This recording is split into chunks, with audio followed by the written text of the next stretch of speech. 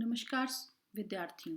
आज हम संसाधन एवं विकास पाठ में ऐसे विषय पर चर्चा करेंगे जिससे विश्व स्तर पर सामाजिक आर्थिक विकास की समस्या उत्पन्न हो गई है। यह बात जो है सिर्फ हम अपने लिए नहीं कर रहे, किसके लिए कर रहे हैं? पूरे विश्व के लिए, संसार के लिए। मनुष्य का स्वभाव ऐसा है, चाहे वो कहीं का भी हो, उसमें संतोष भाव बहुत कम होता है। हमेशा अधिक से अधिक संसाधन का इस्तेमाल करके उसे नई संतुष्टि मिलती है। चित्र में देखो, पहले हमारे दादा दादी जो हैं इस तरह के छोटे से घर में रह के भी बहुत सुखी थे।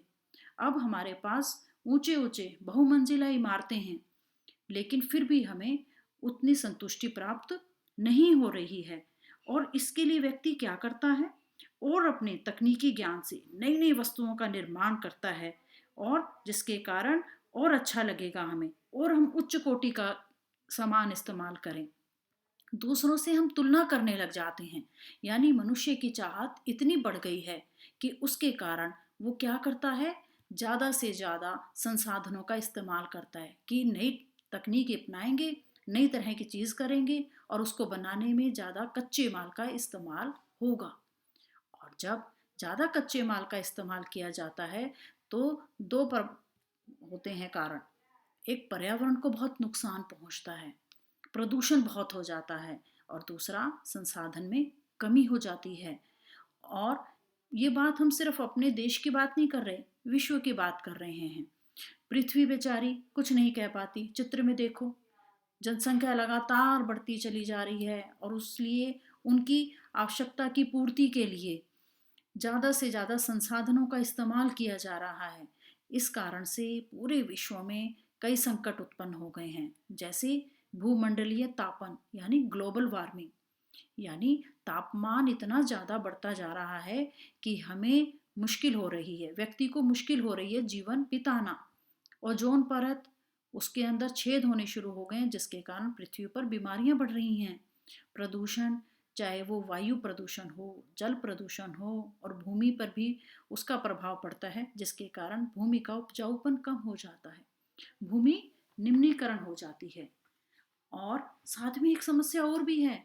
हमारे पास तो आज ये सारी चीजें हैं, संसाधन हैं, लेकिन आने वाली जो पीढ़ी है उसको भी तो चाहिए संसाधन। इसलिए क्या जरूरी है? सतत पोषणीय विकास। चित्र देखो, सारे देश के लोग अपना हाथ फैला रहे हैं, बढ़ा रहे हैं, पृथ्वी को बचा रहे हैं कि इस समय पृथ्वी पर जो भी संसाधन है, हमारी आवश्यकता की भी पूर्ति हो जाए और आने वाली पीढ़ियों को भी मिल जाए। इससे क्या फायदा होगा? मानव का जीवन एकदम उत्तम होगा, उसको संतुष्टि मिलेगी, प्राकृतिक संसाधनों में कमी भी नहीं आएगी जब हम ऐसी टेक्नोलॉजी यूज करेंगे सतत पोषणीय विकास के लिए।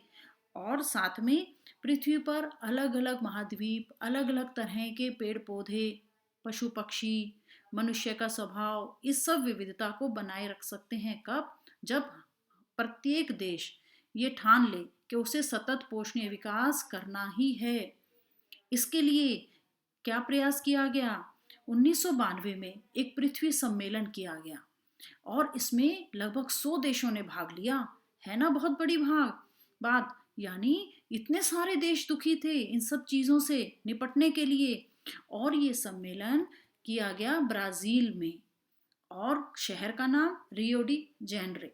और जिसका मुख्य उद्देश्य क्या था कि ऐसा क्या किया जाए जिसके कारण विश्व स्तर पे पर्यावरण को हम बचा सकें, अपनी सामाजिक आर्थिक विकास की समस्याओं का हल ढूंढ सकें। तो संयुक्त राष्ट्र पर्यावरण विकास सम्मेलन ने पृथ्वी सम्मेलन आयोजित किया, जिसमें लगभग बच्चों कितने देशों ने भाग लिया? 100 देशों ने भाग लिया।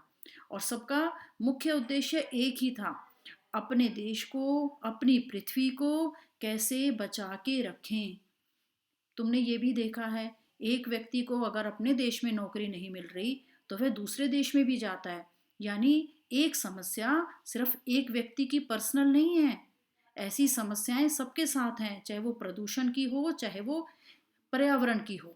जलवायु में परिवर्तन कैसे आ रहे हैं, जिसके कारण जो उत्तरी ध्रुव है, दक्षिणी ध्रुव है, जहाँ की बर्फ पिघलती जा रही है, उसके कारण समुद्री तट के कारण उसके आसपास के देश हैं उन पे प्रभाव पड़ने लग रहा है। इसके लिए उन्होंने क्या किया, अपना सबने एक मीटिंग करी, 100 देशों ने, जितने भी उनके नेता गए थे, राष्ट्राध्यक्ष गए थे, उन्होंने वहां पर सिग्नेचर करे एक फाइल पर, जिसमें सारे कानून लिखे गए कि हाँ हम सब सहमत हैं कि, और उस पर भूमंडलीय वन सिद्धांतों पर भी सहमति जताई कि हम सब एक साथ रहेंगे। और जो सबसे मुख्य बात है, एजेंडा 21, इसको सबने स्वीकृति दी, कैसे, अपने साइन करके। हाँ, हम सतत पोषणीय विकास के लिए ही कार्य करेंगे, जिससे कि हम भी अच्छे से संसाधनों का इस्तेमाल कर सकें और हमारी आने वाली पीढ़ी को भी कोई दिक्कत ना हो। तो यानी पृथ्वी सम्मेलन जो 1992 में हुआ था, उसका मुख्य उद्देश्य क्या था, सतत पोषणीय विकास। इसमें बाकी सारी बातें सम्मिलित हो गई। धन्यवाद। अगर आपको ये वीडियो अच्छी लगी हो तो लाइक करें, शेयर करें, सब्सक्राइब करें।